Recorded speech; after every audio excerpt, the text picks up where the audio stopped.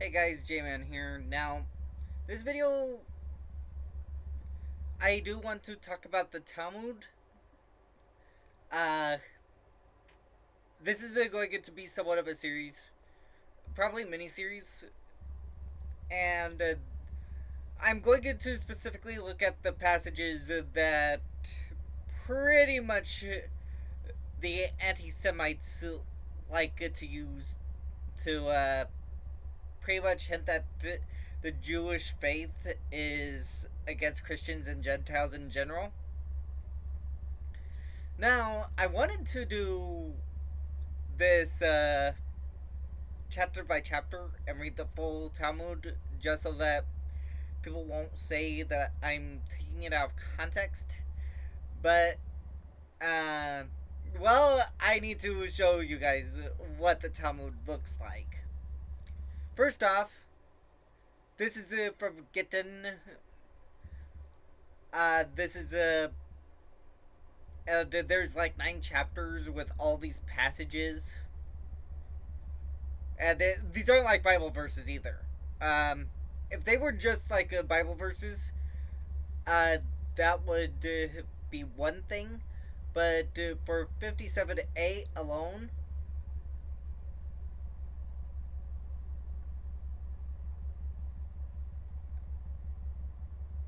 yeah.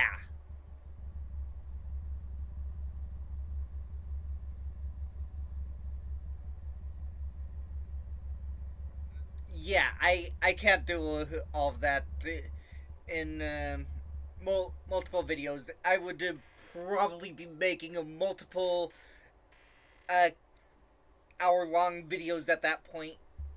Instead, I'm going to get to link the Talmud, books I'm reading from down into the description and the passage. Next is I want to show exactly how big the Talmud actually is. This is all the Talmud.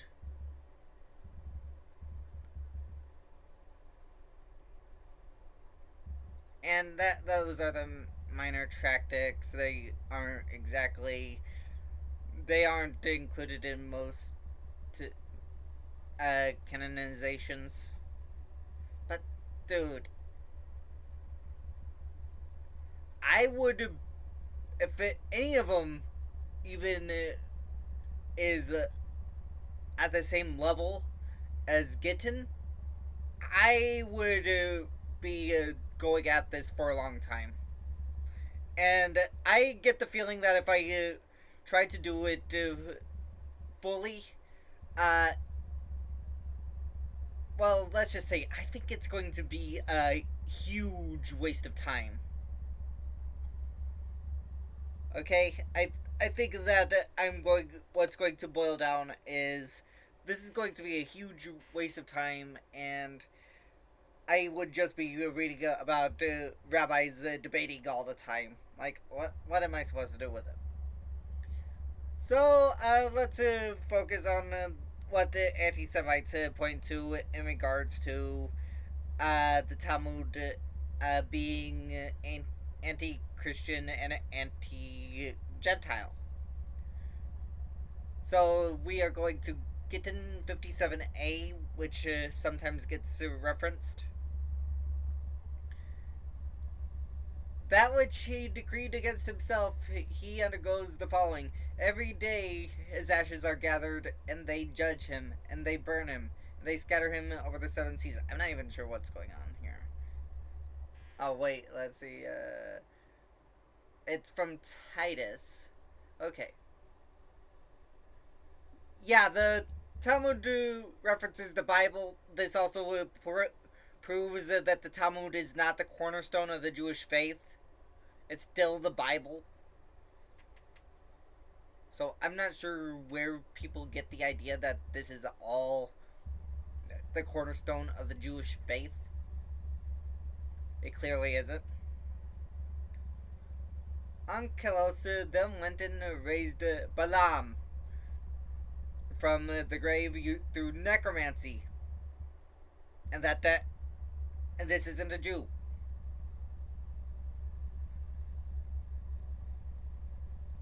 Uh,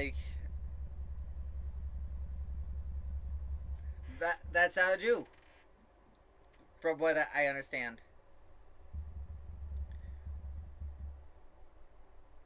Let's click Ankelos.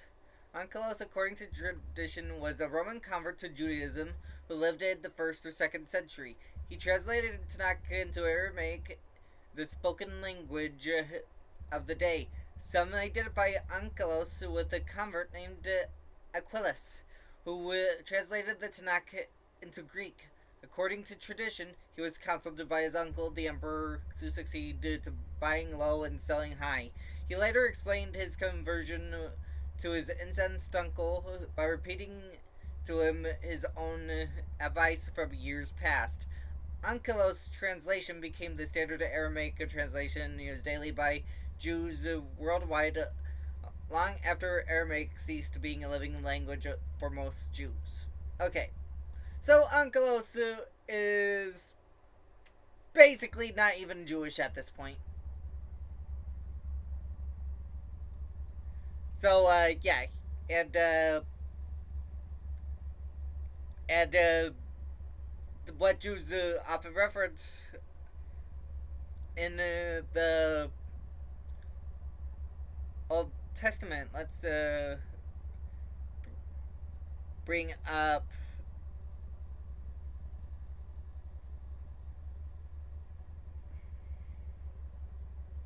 this. There shall not be found in Deuteronomy 18:10 and 11.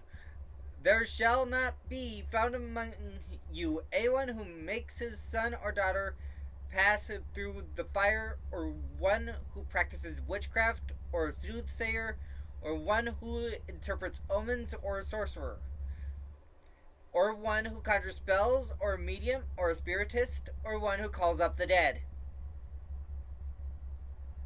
That's important because we're going to see that Ankelos at this point was not actually Jewish. He was actually a pagan heathen. Ankelos then went and raised Balaam from the grave through necromancy. Right there. Right there. He said to him, "Who is most important in that world where you are now?" Balaam said to him, "The Jewish people." Ankelos asked him, "Should I then attach myself to them here in this world?" Balaam said to him, "You shall not seek their peace nor or their welfare all the days." Deuteronomy 23:7.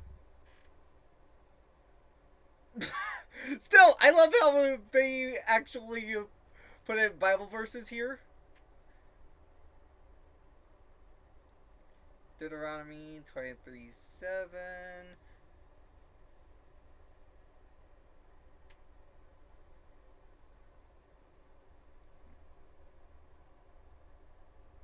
I'll have to look it up.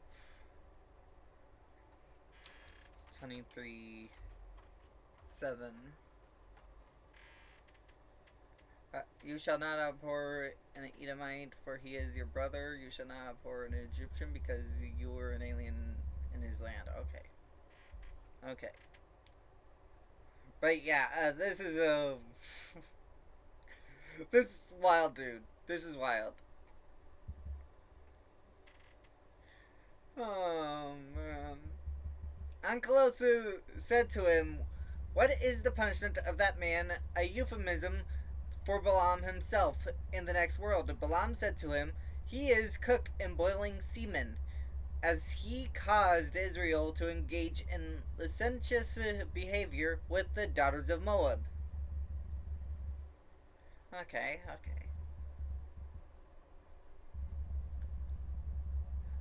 Ankelos then went and raised Jesus the Nazarene from the grave through necromancy. Ankelos said to him, "Who is most important in that world where you are now?" Jesus said to him, "The Jewish people."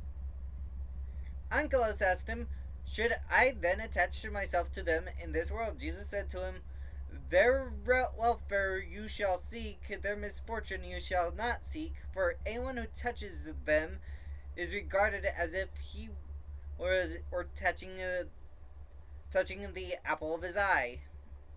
Okay. Yeah, Jesus was very close to the Jewish people. Makes sense because Jesus himself was Jewish. Anyone who says he wasn't obviously doesn't understand history. He was raised Jewish. He even stated that salvation comes from the Jews. So, and let's look at Zechariah 2:12.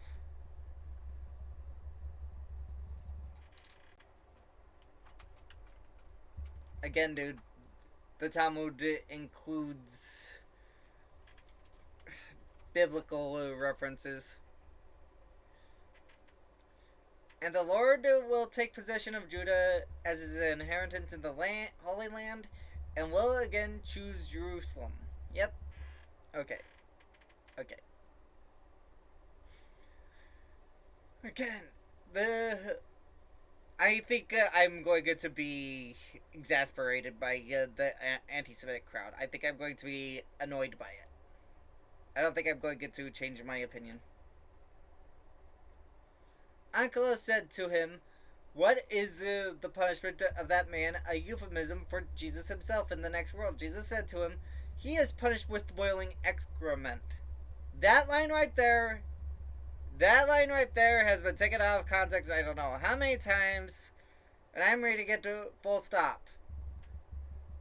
You're going to take the words of a necromancer who claimed to have raised Jesus Christ over anything. Let that sink in profess Christians that say anti-Semitism is the way, and that the Talmud is anti-Christian. You are saying the Jews believe the words of a necromancer. That is insanely wild.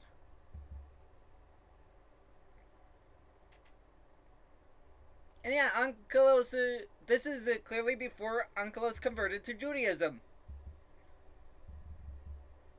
Like, dude. I read the full context of who Ankelos is.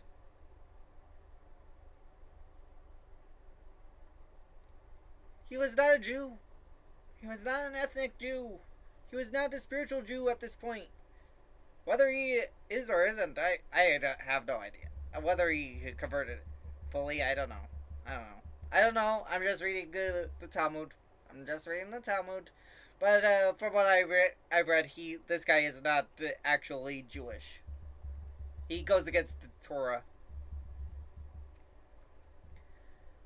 As the master said, anyone who mocks the words of the sages will be sentenced to boiling excrement.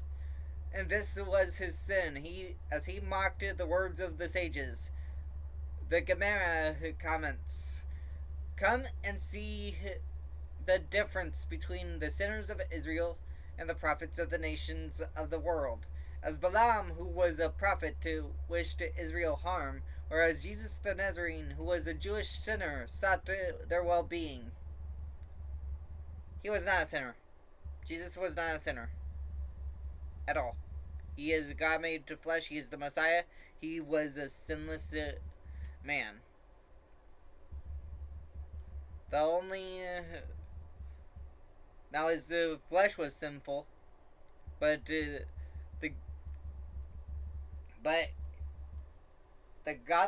godliness in him was not.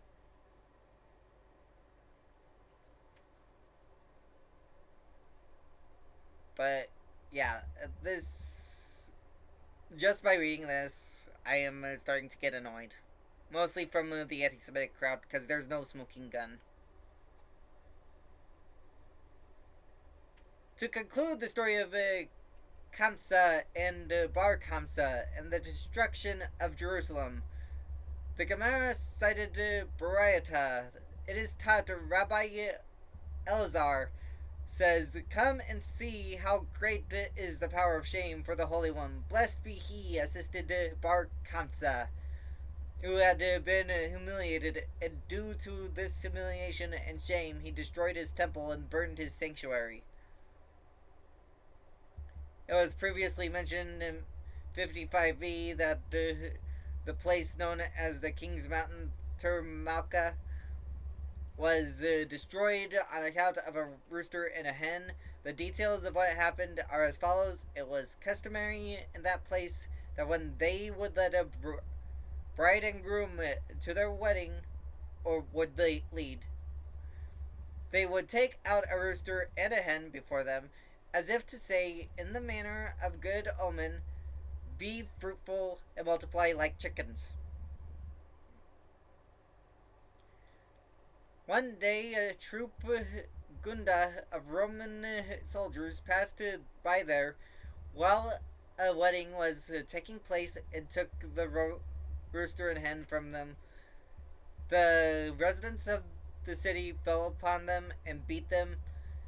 The soldiers came and said to the emperor, "The Jews have rebelled against you." The emperor then came against them in war. Among the residents of the King's Mountain there was a certain man named Bar Daroma who could jump the distance of a mill, and he killed many of the Romans, who were powerless to stand up against him. The emperor then took his crown and set it on the ground as a sign of mourning. He said, "Master of the universe, if it is pleasing to you, do not give over that man a euphemism for himself and his kingdom into the hands of only one man." In the end, it was the words issuing from his own mouth that caused Bardaroma to stumble, as he uttered this verse in complaint against God. "Have you not rejected us, O God, so that you go not forth, O God, with our host?" Psalms 60:12. The Gemara asks, "But did not David also say this?" The Gemara answers, David uttered these words as a question, wondering whether they were true, whereas Bar Daroma pronounced them as a statement of fact. The Gemara recounts what happened to Bar Daroma. He entered an outhouse, a snake came and eviscerated him, and he died. The emperor said, "Since a miracle was performed for me, as I had no part in Bar Daroma's death, I will let the rest of the people be this time and take no further action against them." He let them be and went on his way. They leapt about, ate, drank, and lit so many candles in celebration that the image, Biliona, imprinted on a seal Gushapanka, was visible from a distance of a mil. The emperor then said, "The Jews are rejoicing over me," so he went back and came against them. Ravasi says 300,000 men with drawn swords entered the King's Mountain and massacred its inhabitants for 3 days and 3 nights. And at the same time, on the other side of the mountain, weddings and other festivities continued to be celebrated. And they did not know about each other, owing to the enormous size of the place.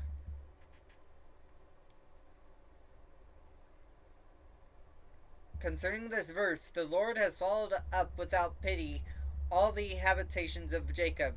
It is related that when Ravan came from Eretz Yisrael to Babylonia, he said that Rabbi Yohanan says this is referring to the 600,000 cities that King Yanai had in the King's Mountain, as Rabbi Yehuda says to Rabbi Asi says, King Yanai had 600,000 cities in the King's Mountain, and each of them had a population as great as the number of those who left Egypt, except for 3 of those cities, the population of which was double the number of those who left Egypt. So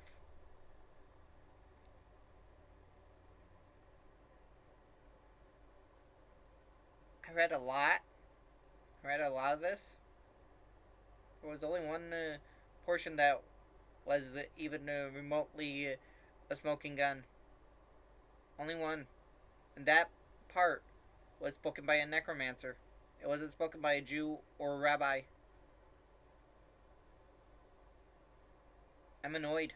I'm insanely annoyed.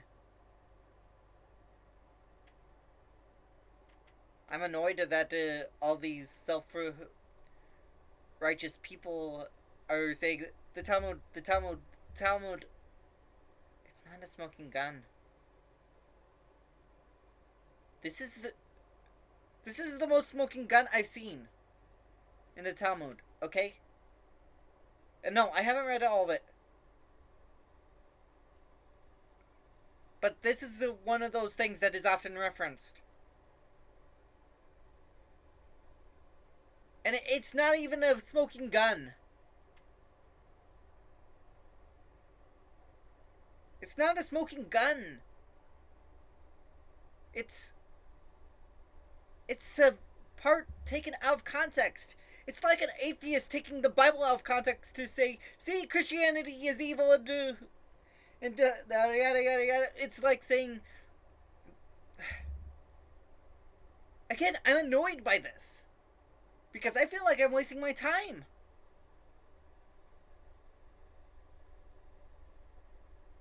I feel like I'm wasting my time with this argument and everything, and that this isn't a smoking gun. It started off with the necromancer, a pagan Roman necromancer, saying that Jesus is saying that all those that had followed him are boiling in excrement. Like,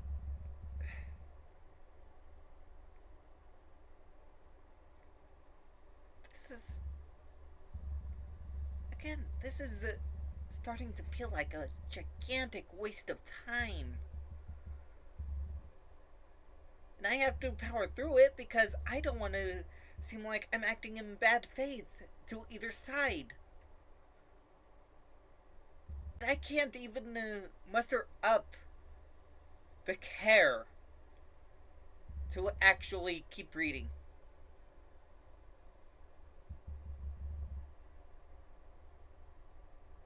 I can't muster up the care.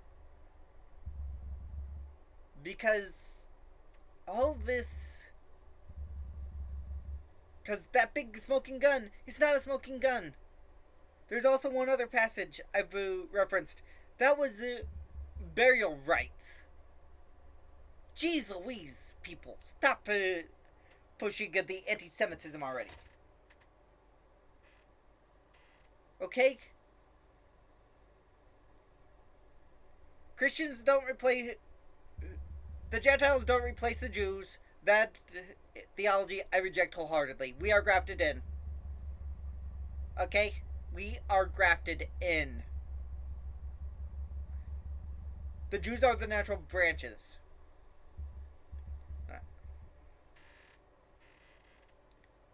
And some have, and a lot of them have broken off.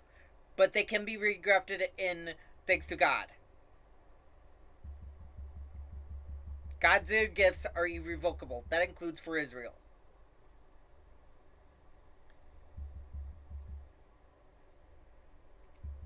Jeez, man. This is just annoying. And yeah, this is probably the most heated I've gotten because it is insanely annoying.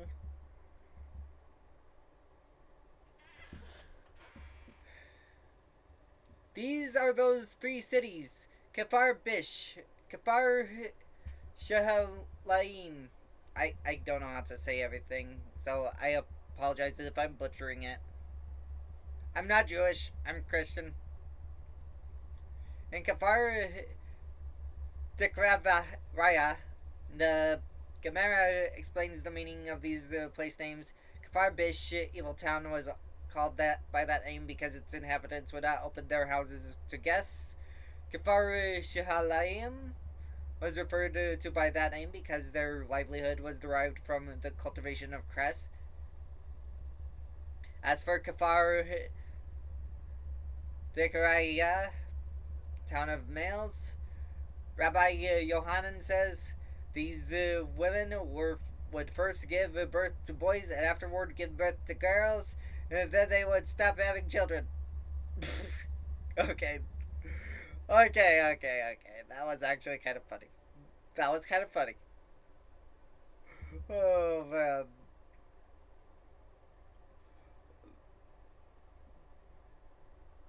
So, at least it gave me some entertainment value. Okay, give me some entertainment value. Well, that said, I myself saw that place, and it could not hold even 600,000 reeds. All the more so that number of people. A certain heretic said to Rabbi Hanana, "You lie with your exorbitant exaggerations." Rabbi Hanana said to him, with regard to Eretz Israel, it is said, written, "Land of the deer," Jeremiah 3:19. Just as the skin of a deer cannot hold its flesh, for after the animal is skinned, its hide shrinks. So too with regard to Eretz Yisrael. When it is settled, it expands, but when it is not settled, it contracts. This explains how a place that is so small today could have been so highly populated prior to the temple's destruction. The Gemara relates that Rab Minumi Bar Hilkiah, Rab Hilkiah Bar Tovia, and Rab Huna Bar Haya were once sitting together. They said, if there is someone who has heard anything about Kafar Sakania of Egypt, which was in that region, let him relate it. Again, I am a little annoyed at the anti-Semitic crowd. I am a little annoyed. They are insane. They are insane. They are acting in bad faith. They're looking for reasons to be anti-Semitic. And those that quote-unquote Christians that are saying anti-Semitism is the only Christian stance that should be given, you are completely and utterly wrong. Completely and utterly wrong. You are really spreading hate for no reason.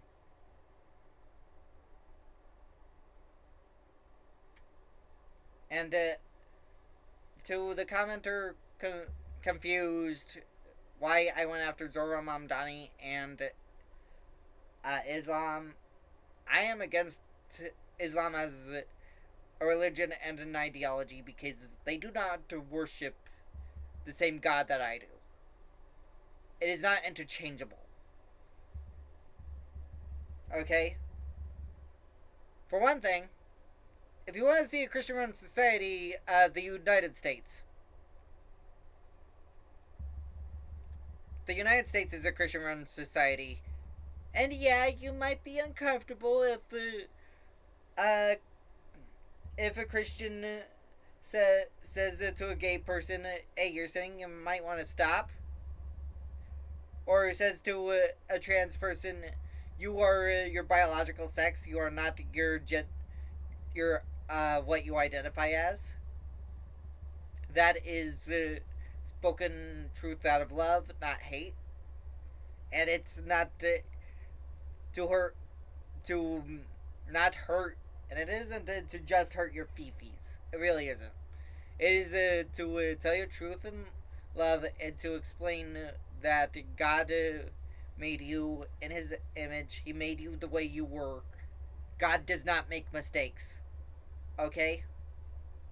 That means that when He put you as a man or a woman, that means He made you to be a man or a woman. Full stop. It doesn't matter what you identify as.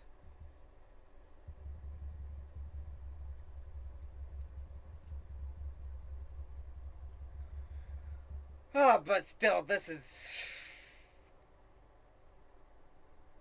a slog. This is a slog, dude.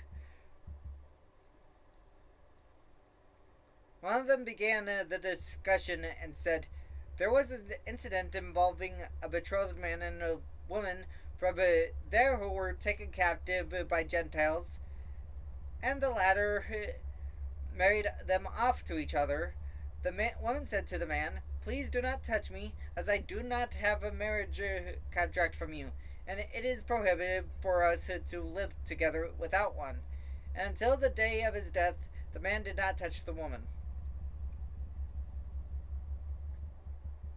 Yeah, some people will say this is also somewhat of a anti-Gentile sentiment, but this is just saying what happened. Okay, this is just saying what happened. It isn't really saying anything else. It isn't expressing a belief. It's expressing what happened.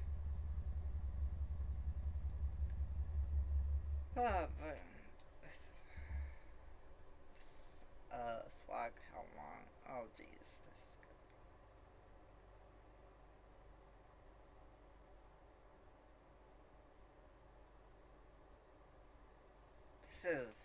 This is a slog, dude. This is a slog. And when he died without having touched her, the woman said to the sages, "Eulogize this man who conquered Shepipet, his passion, Beyitzro, more than Joseph. As the case of Joseph, it was only for a short time that he had to overpower his inclination and resist Potiphar's wife." See Genesis chapter 39. Whereas this man struggled with his passion each and every day. Furthermore, Joseph was not in one bed with Potiphar's wife, whereas this man was in one bed with his wife. In addition, with Joseph, the woman was not his wife, whereas with this man, she was his wife, as she was already betrothed to him. Okay. Again, this is a weird. This is not nothing. No smoking gun, dude. No smoking gun. It feels like I'm reading some extra supplement text, and this is what I was saying it was. Oh man. Jeez, the antisemites. And I doubt most of them will even watch this video.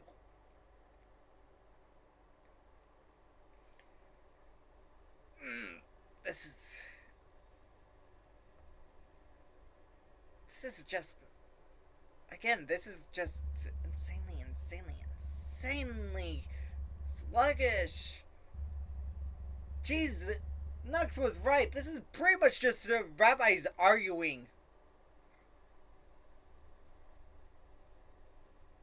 Another sage began his remarks and said, "It once happened that this market price of 40 seah of grain stood at 1 dinar, and then the rate went down 1 seah, Medea, so that only 39 seah were sold for a dinar.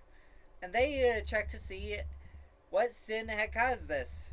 And they found a father and son who had engaged in sexual intercourse with a betrothed young woman on Yom Kippur. They brought the offenders to court and stoned them, and the rate returned to its former level." Okay.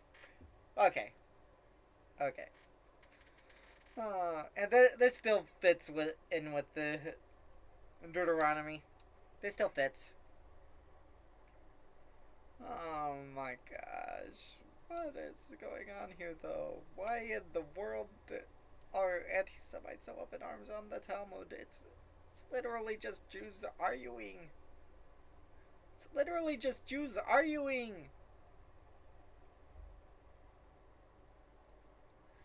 Yet another sage began his remarks and said there was an incident there involving a man who set his eyes upon his wife to divorce her, but her marriage contract was large and he wished to avoid having to pay it. What did he do? He went and invited his friends, gave them food and drink, made them drunk, and lay his friends and his wife. Okay, and for enforced adultery. Always, what the heck? He then brought the white of an egg, which has the appearance of semen, and placed it on the sheet between them. He then stood witnesses over them so that they could offer testimony, and went to court claiming that his wife had committed adultery, aka bearing false witness. This is bearing false witness. And it doesn't state whether this man and woman were Jewish or that anyone was Jewish in there. So this is a David smoking gun. It's up for interpretation whether they were Jewish or not. But given the context, I would assume they aren't. Since this is taking place in Rome. A certain elder of the disciples of Shammai the elder was there, and Baba ben Buta was his name. He said to them, "This is the tradition that I received from Shammai the elder. Egg white on a big bed sheet contracts and hardens when heated by fire, whereas semen is absorbed into the sheet by the fire. They checked the matter and found, in accordance with his statement, that the substance on the sheet was not semen, but egg white. They then brought the husband to court, administered lashes to him, and made him pay his wife's marriage contract in full." Again, this seems more like a story than it is actual law.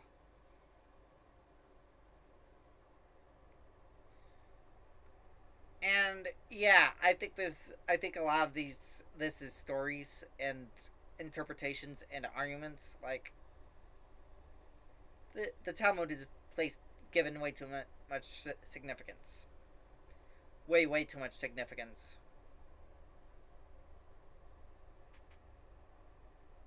It's like saying that I believe in let's say progressive Christianity when I don't. Like progressive Christianity is anti-biblical. Full stop. It's anti-biblical. It affirms a lot of things that God hates. Abaye said to Rav Yosef, "But since those in the city were so righteous that what is the reason that they were punished and destroyed?" Rav Yosef said to him, "It is because they did not mourn for Jerusalem, as it is written, 'Rejoice with Jerusalem, and be glad with her. All you that love her, rejoice with joy with her, all you that did mourn for her.'" The verse teaches that one who mourns for Jerusalem will rejoice in its rebuilding, and one who fails to mourn for Jerusalem is destroyed. It was stated earlier that the city of Beatar was destroyed on account of a shaft from a carriage. The Gemara explains that it was customary in Beatar when a boy was born, they would plant a cedar tree, and when a girl was born, they would plant a cypress, tornita, and when they would later marry each other, they would cut down these trees and construct a wedding canopy for them with their branches. One day, the emperor's daughter passed by there, and the shaft of the carriage in which she was riding broke. Her attendants chopped down a cedar from among those trees and brought it to her, owing to the importance that they attached to their custom. The residents of Beatar came and fell upon them and beat them. The attendants came and said to the emperor, "The Jews have rebelled against you." The emperor then came against them in war.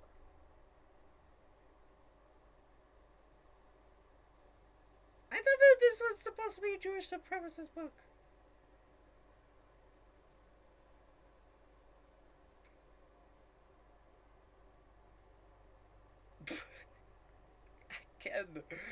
Again! Oh, the antisemites! They should never have mentioned the Talmud! Because the Talmud ultimately is debunking them.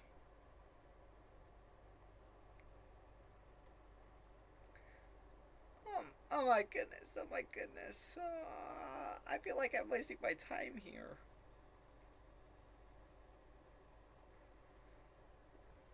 Like, what? What am I supposed to do? Okay, what am I supposed to do? This is so wild, dude.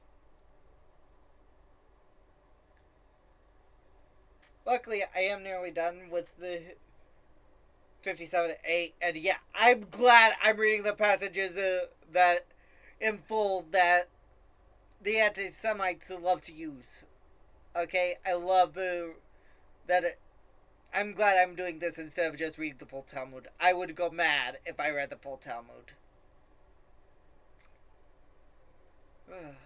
This is exhausting. This is exhausting. And this isn't even the length of most of my videos, dude. Oh, man. It was in connection with the war that ensued that the sages expounded the following verse. He has cut off in his fierce anger all the horn of Israel. Lamentations 2:3. What? Wait. Again, I thought this was Jewish supremacy. I thought this was Israel supremacy. Like, what? Rabbi Zaira says that Rabbi Abahu says that Rabbi Yochanan says there are what? Okay, this is getting into Rabbi argument territory. What is going on?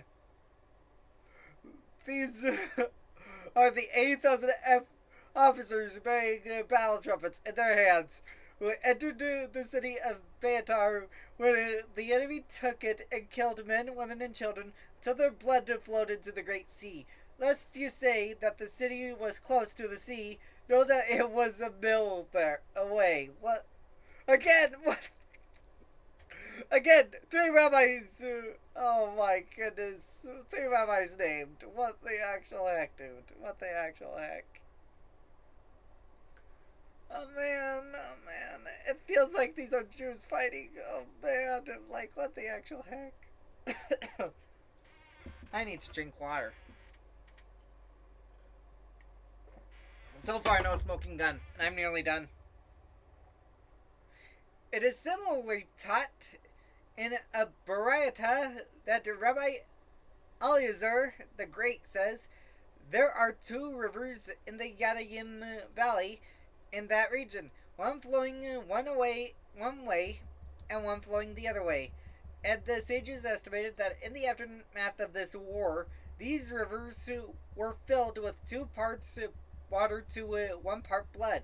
Likewise, it was taught in Baraita for 7 years the Gentiles harvested their vineyards that had been soaked with the blood of Israel without requiring any additional fertilizer.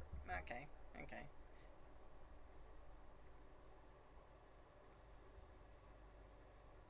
And that's where we'll stop, like...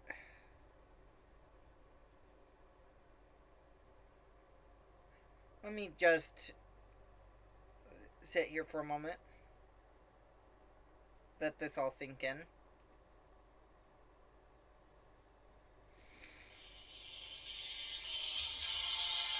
Dang phone. Chose the wrong time.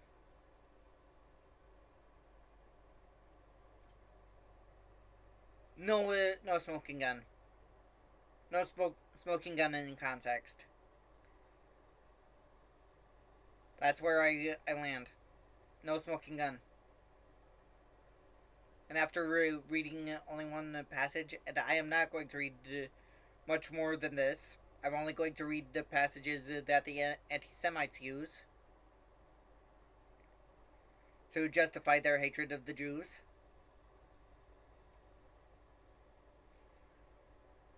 I am vastly vastly disappointed.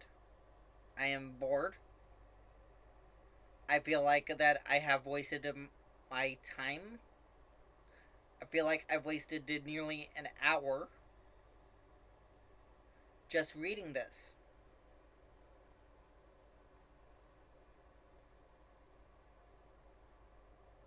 This has been vastly what I thought it was.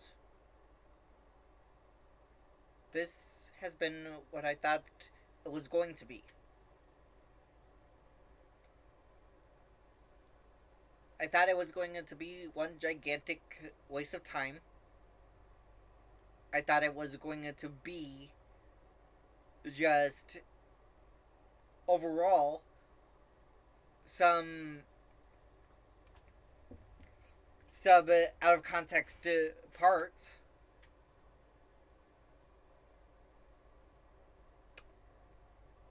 And their whole thing against Jesus is out of context, and it's not even from a Jew, it's from a freaking necromancer.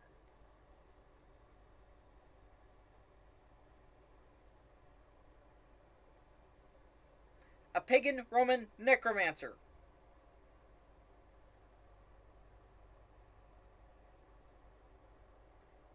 I am beyond disappointed in that crowd. I am beyond disappointed. For all the takes in regards to the Talmud, there's no smoking gun here.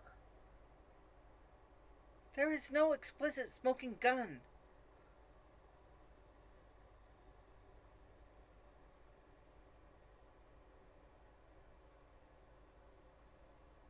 This is... I don't know what to make of this. I honestly don't. This is...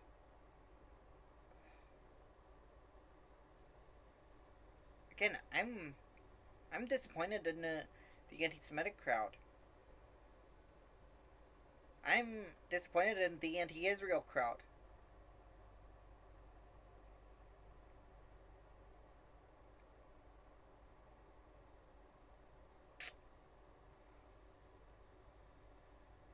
This has been a slog. And I'm probably going to do it tomorrow. Brock gave me the parts that the anti-Semites like using it to prove the Jews are evil and against the Gentiles and against Christians. And I am going to look into those sections. I'm going to read them on video, obviously. But I am vastly disappointed in 57a, and from what I understand, that is supposedly one of the big smoking guns. It wasn't. It wasn't. Taking the word of a Roman necromancer who isn't even ethnically Jewish. Let that sink in.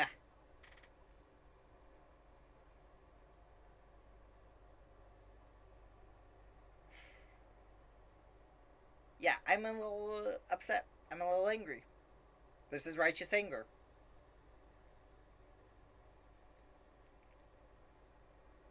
And yeah, I am upset that A, the anti-Semites are taking something out of context, and B, it's not even from a Jew.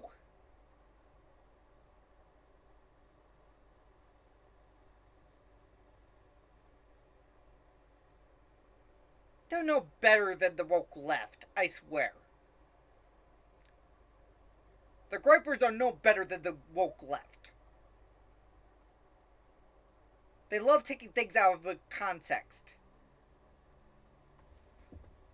And one of the people that was saying that is anti-Israel within a server I'm in, he said, read the Talmud, they like to say they treat, it says to treat Gentiles or Christians like cattle or something like that. I don't know. And There's nothing in there that I've read so far. And he said he did his research. He obviously didn't.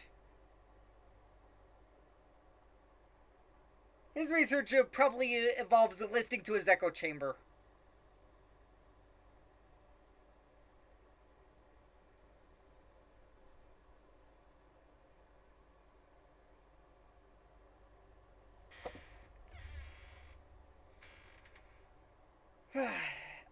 I'm just done.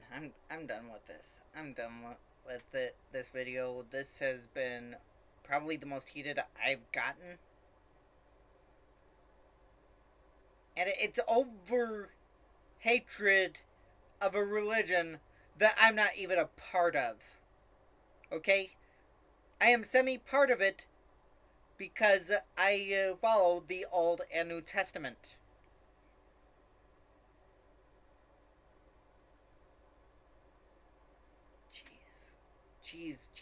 Jeez. And this book references the Bible. That right there says that the Talmud is not the cornerstone of the Jewish faith. If it has to reference the actual Bible, the Torah, that means the Talmud is not the cornerstone.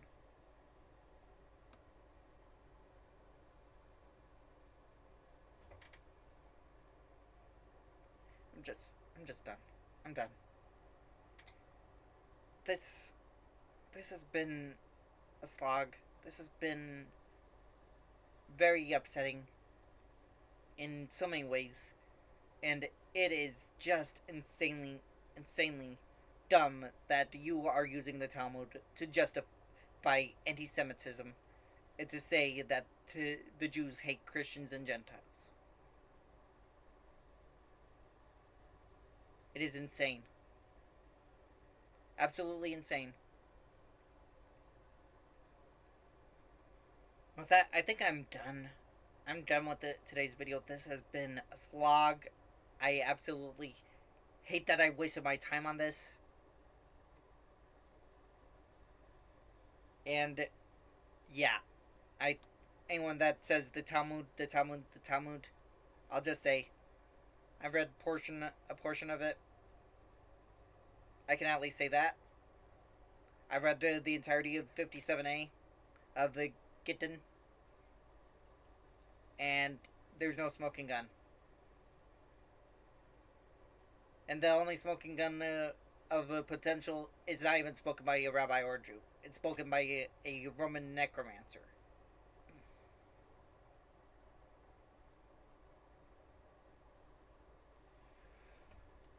So I think I'll end it here. Thanks, guys, for watching. This has been insane.